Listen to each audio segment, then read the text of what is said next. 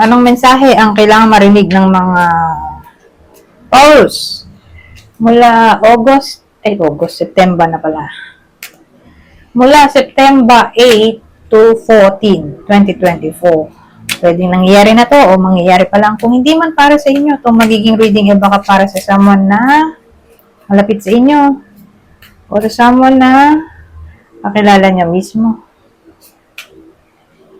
Baka may lumabas na gender mamaya, gawin nyo na lang energy, masculine at feminine energy. Pwede rin naman na huwag nyo nang pansinin yung gender. Okay? Hindi ko alam kung anong lalabas, kung positive ba o negative. Ang magiging reading depende sa kung anong mapipick up kong energy mamaya. Kung hindi mag-resonate sa inyo to, edi adjust nyo na lang ang video, hanapin nyo to. Kung hindi pa rin, edi dito na. Ito ang last deck natin.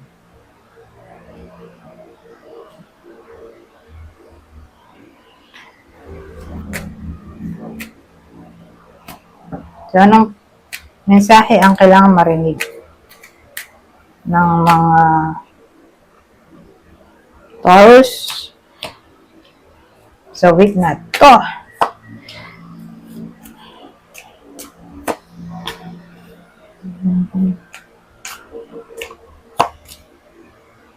Okay.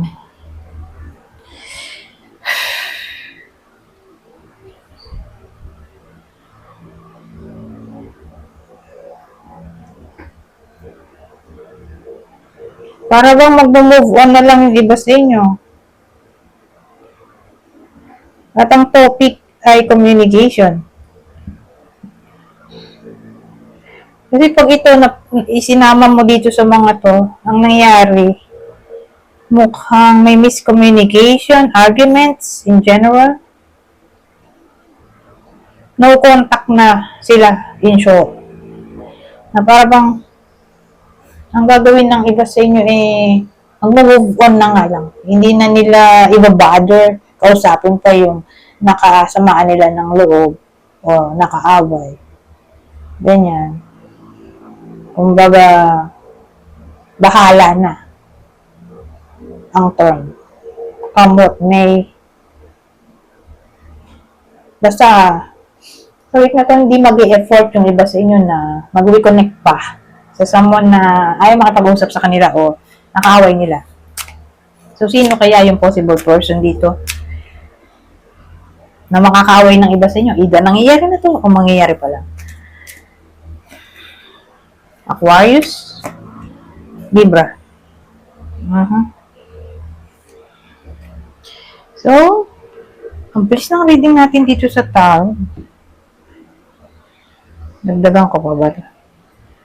Sige, dagdagan ko pa.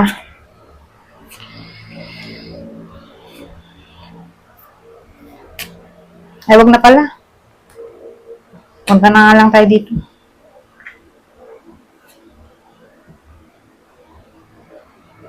Dito na.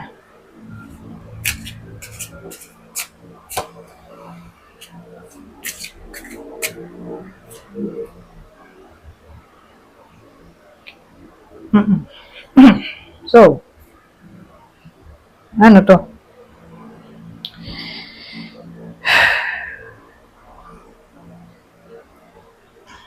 Ang dating sa akin, mukhang may improvement na maaaring mangyari para sa iba sa inyo. So, pwedeng dikit naman to dito. Kasi kung magkadikit sila, wala kayong gagawin. Di ba? Ang mangyayari, baka sila yung makipagbati sa iba sa inyo. Sila yung gagawa ng action. Kayo wala. Walang effort na manggagaling sa inyo. So, probably, yung nakaaway nyo o naka-misunderstanding, yung makikipag-ayos sa inyo. Malaki chance dito sa combination na to. Pero kung ito lang, di natin to ididikit. Ito lang. Parang magiging contented kayo Sa week na to, in a way na magiging relax kayo. Kakaroon kayo ng peace of mind. Saka parang mas gugustuhin nyo na lang sa bahay. Doon mag-relax. Doon magtigil. Parang sa week na to, lagi lang kayo nasa bahay. Yung iba sa inyo, siyempre.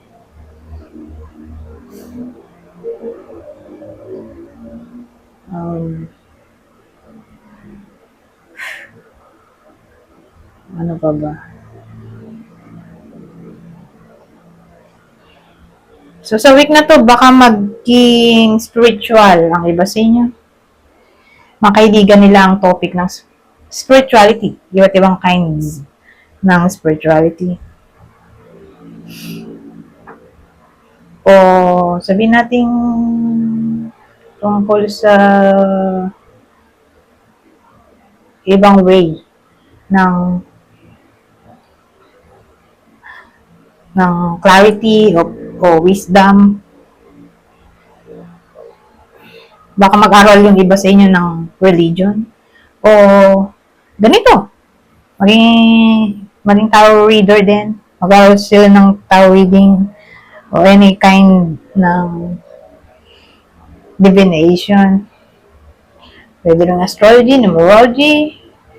Depende sa kung ano makakahiligan ng iba sa inyo. Pero again, tungkol to sa spirituality.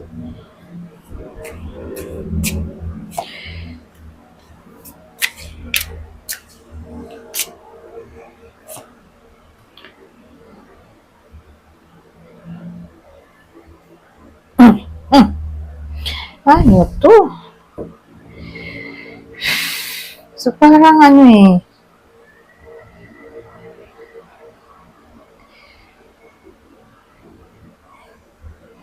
may something na binaon na sa limot.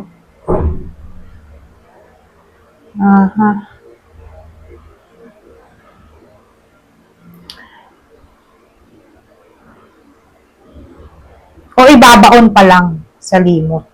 Kasi kung binaon na to sa limot, sabihin natin alaala na binaon sa limot, may time tayo na para pang babalik ulit yung time. So, magre-resurface ulit yung binaon sa limot. Maalala ulit ng iba sa inyo yung nakaraan sa madaling salita. Kung binaon na nga sa limot. Pero kung sabihin natin wala namang binaon sa limot. Walang alaalang binaon sa limot. Baka ibabaon pa lang.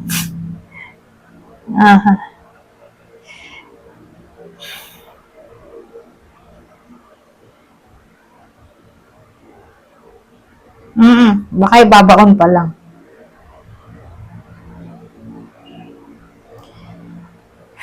Well, anyways, ewan ko kung ano ibabaon yung alaala. Para sa iba sa inyo. O kung anong alaala ang maaalala nyo. Sa ganun, mukhang alaalang hindi gusto.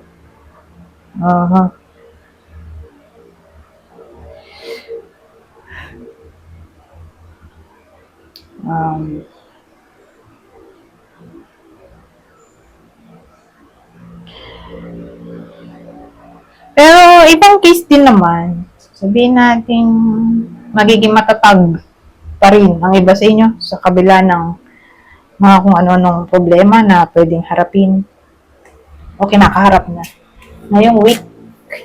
So, September 6 to 14. September 8 pala, sorry.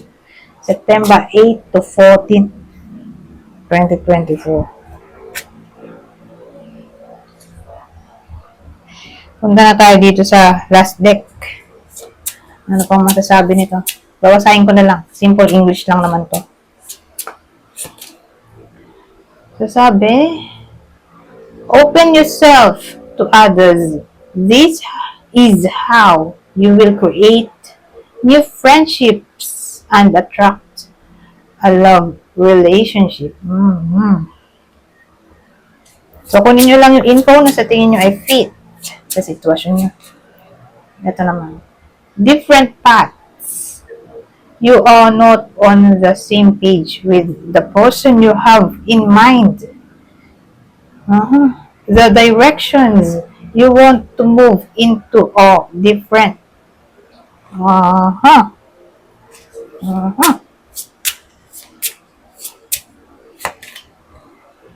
So sabi, past lives.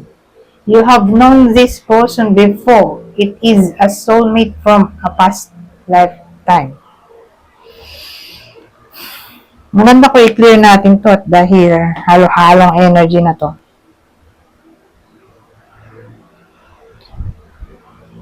Ito overall para sa single.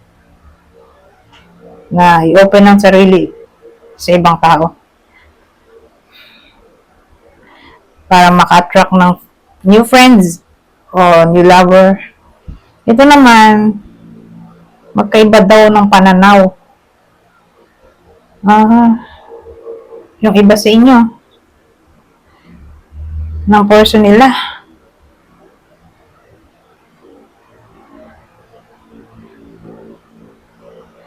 Kaiba ng pananaw. Lalo na siguro kung mag-ex. Na para bang unrequited love na to kung mag-ex. So, sino naman kung mag-ex?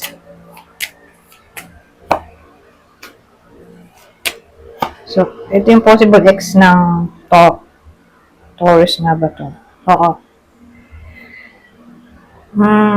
Kung ang ex ng Taurus ay Capricorn, Aries, mukhang unrequited love na to. Ngayon, kung past lives, you have known this person before. It is a soulmate from a past lifetime.